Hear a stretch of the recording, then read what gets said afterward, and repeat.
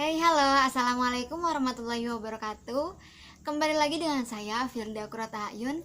Di sini saya dan teman-teman saya akan menjelaskan mengenai bisnis model kanvas yang akan kita kembangkan, yaitu Ponciki Donut.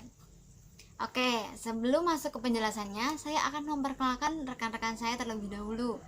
Yang pertama yaitu Alamanda Yunia, yang kedua Novia Rizky, yang ketiga Sarah Arum Andani, yang keempat Siti Lubna Kamila, dan yang terakhir adalah saya sendiri. Lalu, apa aja sih hal-hal yang akan kita persiapkan sebelum menjalankan bisnis? Yuk, mari kita simak video selanjutnya.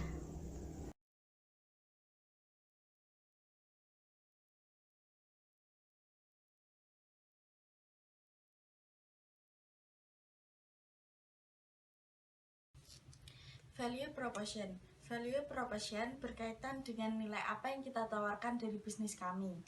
Dari bisnis Ponciki Donat ini, kita menawarkan donat dengan harga hemat, rasa nikmat, serta halal. Yang kedua, kita menawarkan donat dengan berbagai variasi seperti donat biasa, donat yang terbuat dari kentang, serta donat pizza. Yang ketiga, kita juga menawarkan donat dengan berbagai macam topping. Selain itu, donat buatan kami juga lembut dan harum. Selain dari cita rasa donat sendiri, kita juga menyediakan tempat yang nyaman dan santai serta dipenuhi dengan fasilitas free wifi. Customer segments. Customer segments di sini berkaitan dengan seseorang yang kita tuju untuk menawarkan atau memperjual produk dari kami. Adapun customer segments dari bisnis donat kami, yang pertama itu konsumen atau orang-orang yang sangat menyukai donat atau pecinta donat. Yang kedua yaitu konsumen dari berbagai umur, dari anak-anak hingga dewasa atau tua. Yang ketiga yaitu konsumen dari berbagai kalangan, baik kalangan bawah sampai kalangan atas. Baik, di sini saya akan membahas mengenai customer relationship. Jadi, customer relationship ini membahas bagaimana hubungan kita dengan pelanggan itu bisa terjalin. Dalam bisnis Ponciki Donat ini, kita melakukan cara yang pertama yaitu dengan memberikan diskon kepada para pelanggan seperti pada perayaan hari-hari besar ataupun pada saat ulang tahun. Yang kedua, kita juga melakukan promosi yang terakhir yaitu membership. Dengan menawarkan kartu keanggotaan untuk menjadi member, pelanggan dapat mendapatkan lebih banyak lagi keuntungan dan penawaran yang tersedia.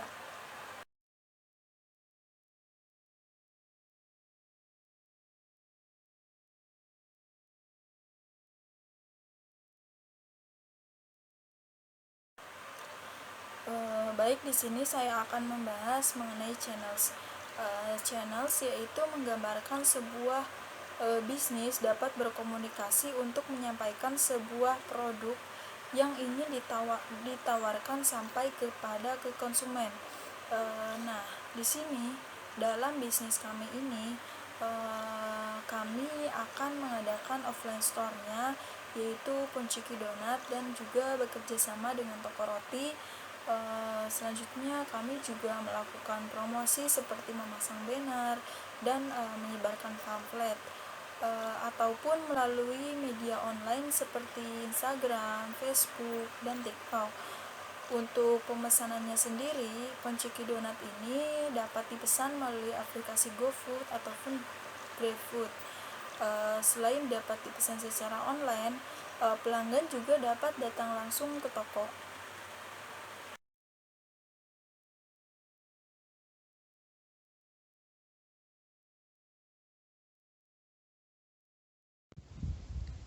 Selanjutnya saya akan membacakan key activities atau kegiatan utama yang dapat menciptakan nilai. Yang pertama adalah menggunakan bahan baku yang berkualitas.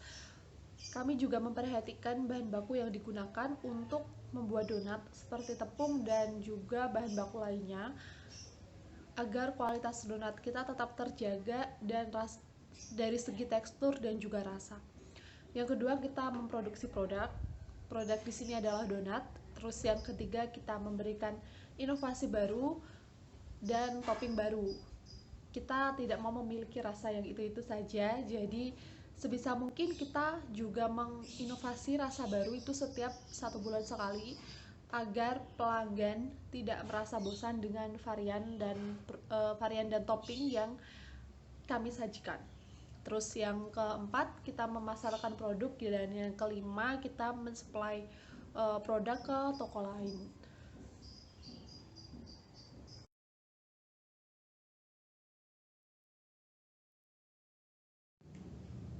Selanjutnya adalah key partner atau pihak-pihak yang bekerja sama dengan perusahaan kita. Karena dalam berusaha kita tidak mungkin melakukan semuanya itu sendiri, makanya kita merasa perlu untuk bekerja sama dengan pihak-pihak yang terikat atau terkait dengan usaha donat yang kita miliki. Selain itu, bekerja sama juga bisa untuk membantu mengembangkan usaha kita ke depannya. Oleh karena itu, kita bekerja sama dengan petani kentang.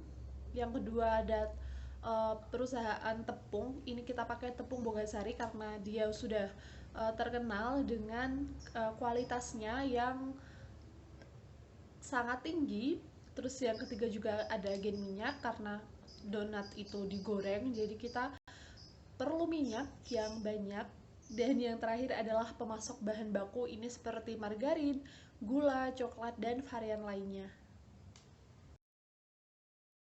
Saya akan menjelaskan tentang key resources, yaitu daftar sumber daya. Yang pertama, karyawan, di mana dalam hal ini bertujuan untuk mempermudah dalam memproduksi produk dari Bonjiki Donat itu sendiri. Yang kedua yaitu peralatan produksi dan penjualan, di mana peralatan bertujuan untuk mempermudah dalam pembuatan donat. Yang ketiga, bahan baku. Dalam hal ini pemilihan bahan baku yang tepat sangatlah penting, karena nantinya akan menghasilkan donat dengan cita rasa yang lezat dan nikmat. Yang keempat yaitu packaging, di mana packaging itu sendiri bertujuan untuk menarik daya tarik pelanggan atau untuk mempercantik tampilan dari produk dari Bonjiki Donat itu sendiri.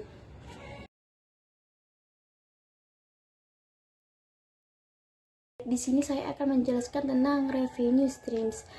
Bagaimana sih cara kita mendapatkan pemasukan? Yang pertama yaitu dari penjualan produk Bonjiki Donat itu sendiri dengan menu utama donat. Yang kedua yaitu penjualan minuman.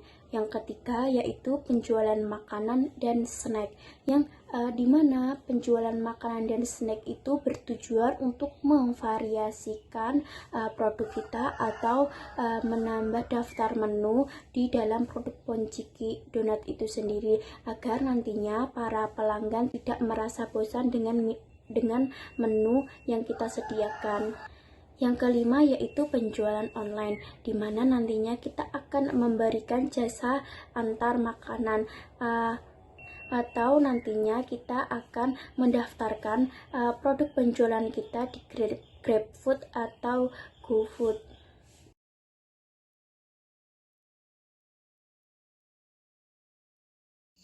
Baik, selanjutnya yaitu ada cost struktur atau struktur biaya.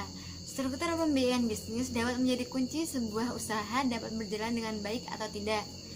Jadi perlu direncanakan mulai dari permodalan dan bagaimana nanti biaya operasional dapat dibiayai dari kegiatan usaha yang dijalankan.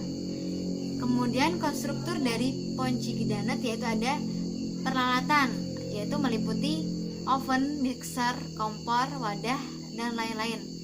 Kemudian yang kedua yaitu ada bahan baku berkualitas. Jadi kita menggunakan bahan berkualitas baik, seperti itu.